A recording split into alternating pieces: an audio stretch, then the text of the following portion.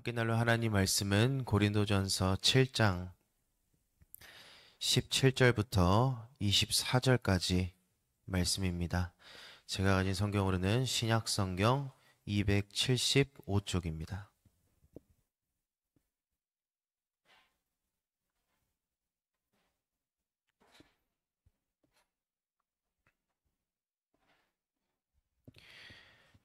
고린도전서 7장 17절부터 24절까지 말씀입니다.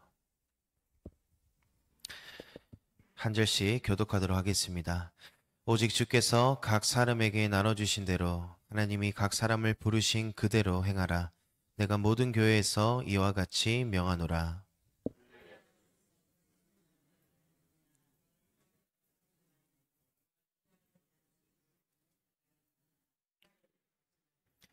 할례 받는 것도 아무것도 아니요 할례 받지 아니하는 것도 아무것도 아니로되 오직 하나님의 계명을 지킬 따름이니라. 내가 종으로 있을 때에 부르심을 받았느냐 염려하지 말라. 그러나 내가 자유롭게 될 수 있거든 그것을 이용하라.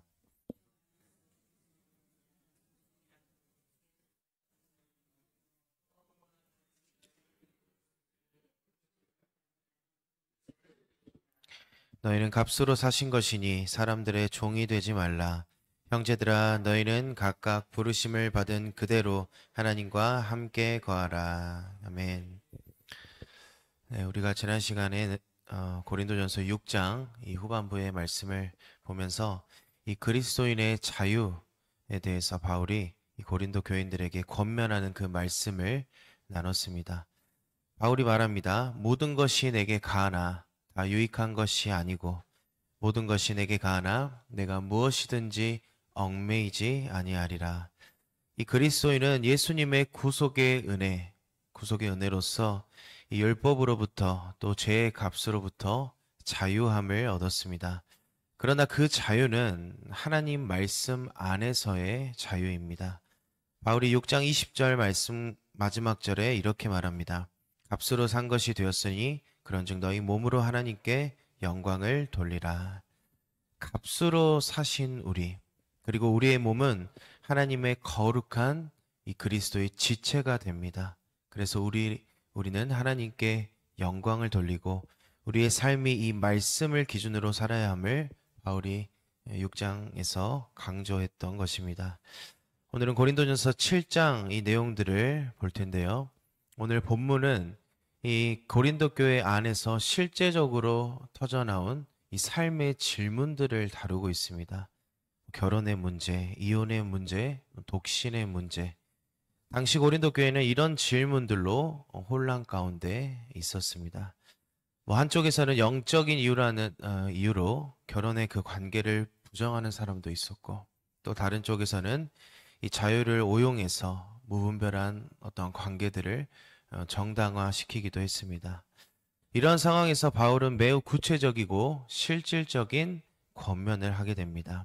결혼한 사람들, 독신자들, 이혼한 자, 믿지 않는 배우자와 함께 사는 것, 또 종과 자유인, 이 삶의 다양한 자리에 있는 이들은 이들을 향해 바울이 하나된 공통된 메시지를 전합니다. 그것이 오늘 본문 고린도전서 7장 17절부터 24절에 담긴 말씀입니다. 바울은 반복해서 강조합니다. 하나님이 너희를 부르신 그 자리에서 신실하게 살아가라. 오늘 본문 한번 17절을 먼저 보겠습니다. 오직 주께서 각 사람에게 나눠주신 대로 하나님이 각 사람을 부르신 그대로 행하라. 내가 모든 교회에서 이와 같이 명하노라. 바울이 말한 이 본문 17절 이 말씀은 단지 어떠한 신앙적인 문장이 아니고 이 고린도 교회 전체의 이 혼란 속에 던지는 복음의 질서입니다. 바울은 지금 우리에게도 이렇게 묻습니다. 우리가 지금 있는 그 자리, 또 그것이 우리의 부르심이란 것을 알고 있는지. 하나님께서는 우리의 삶의 자리, 가정, 직장, 관계, 심지어 어려움 속에서도 우리를 불러주십니다. 예수 그리스도의 그 복음은 그 조건을 무시하지 않습니다. 오히려 우리의 삶 가운데 모든 조건 속에서 우리의 그 시선을 변화시키는 것이 바로 복음의 능력입니다.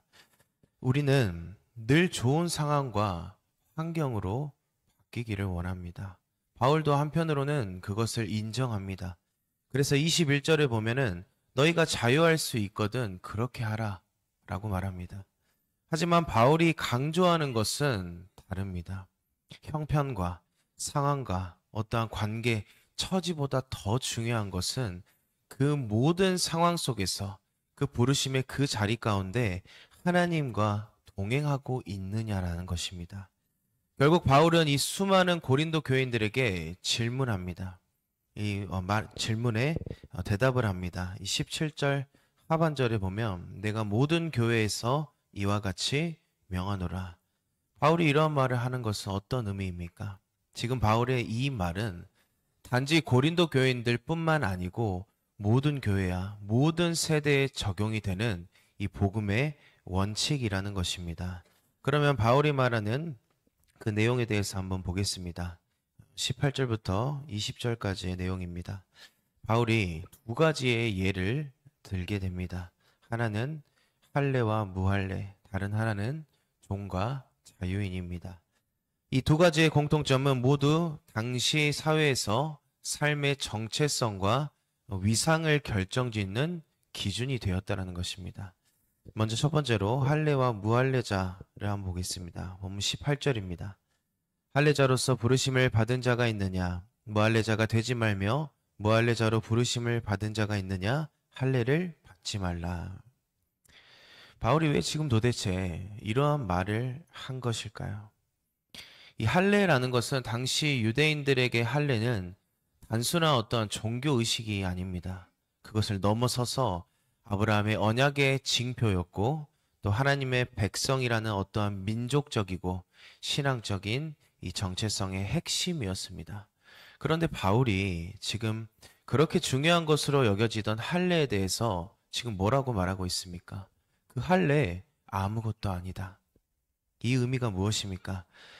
예수 그리스도의 복음 안에서는 신분도 배경도 어떠한 외적인 의식도 우리의 구원의 정체성을 결정짓지 않는다는 그러한 바울의 선포입니다. 바울이 강조하는 것은 단 한 가지입니다. 오늘 본문 19절 하반절 말씀입니다. 오직 하나님의 계명을 지킬 따름이라. 바울이 말하는 것이 무엇입니까? 하나님의 계명을 지키는 것, 곧 복음에 대한 순종, 하나님 말씀 중심으로 그리스도를 따르는 삶인 것입니다. 오늘날로 바꿔 말하면 이런 의미입니다. 배경이 어떠하든, 학력이 어떠하든, 직장이 있건 없건, 가정이 건강하든 아니든지 그것보다 더 중요한 것이 나의 삶의 지금의 그 자리에서 내가 하나님을 따르냐 안 따르냐 이것이 중요하다는 것입니다. 바울은 한 걸음 더 나아가서 이렇게 말합니다. 본문 20절입니다. 각 사람은 부르심을 받은 그 부르심 그대로 지내라. 복음은 나의 어떠한 신분, 조건, 상황보다 더 크게 나를 부르십니다. 로마서 11장 29절입니다. 하나님의 은사와 부르심에는 후회하심이 없느니라. 그리스도 안에서는 이 유대인도 헬라인도 종도 자유인도 없습니다. 여기서 강조하는 그 부르심, 이 부르심은 어떠한 구원의 초청의 의미보다는 예수 그리스도의 복음으로 불러주신 그 현재의 상태를 강조하고 있습니다. 오직 그 한없는 은혜의 부르심을 따라 살아가는 우리의 현재 그 모습 그대로 믿음으로 말씀대로 살아내라는 것입니다.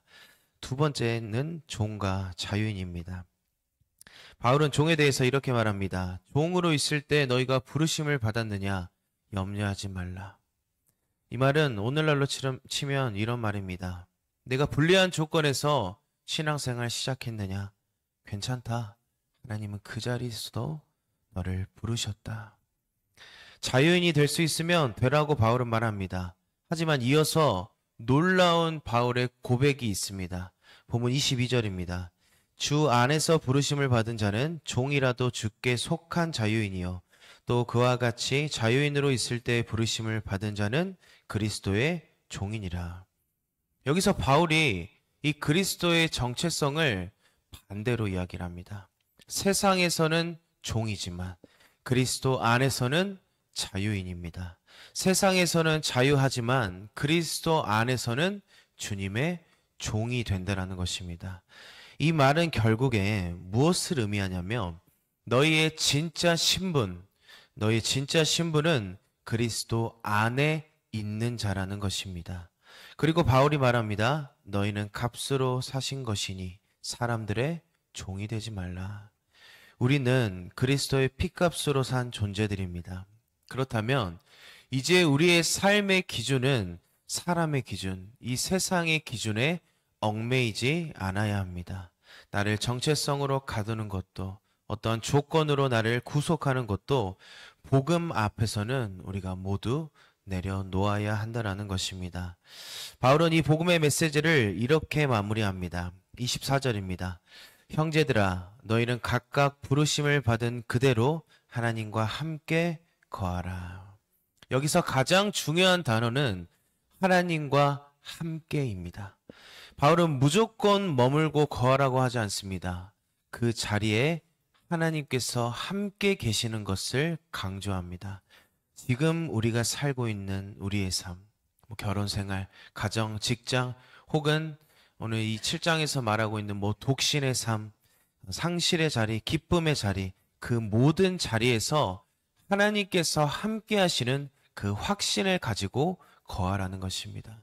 그 자리에서 우리는 불평이 아닌 신실함으로, 두려움이 아닌 순종으로, 우리가 불확실함이 아닌 믿음으로 우리의 삶을 살아내야 한다는 것입니다. 바울이 마지막으로 이렇게 반복적으로 그대로 거하라 라고 말하는 중요한 의미가 있습니다.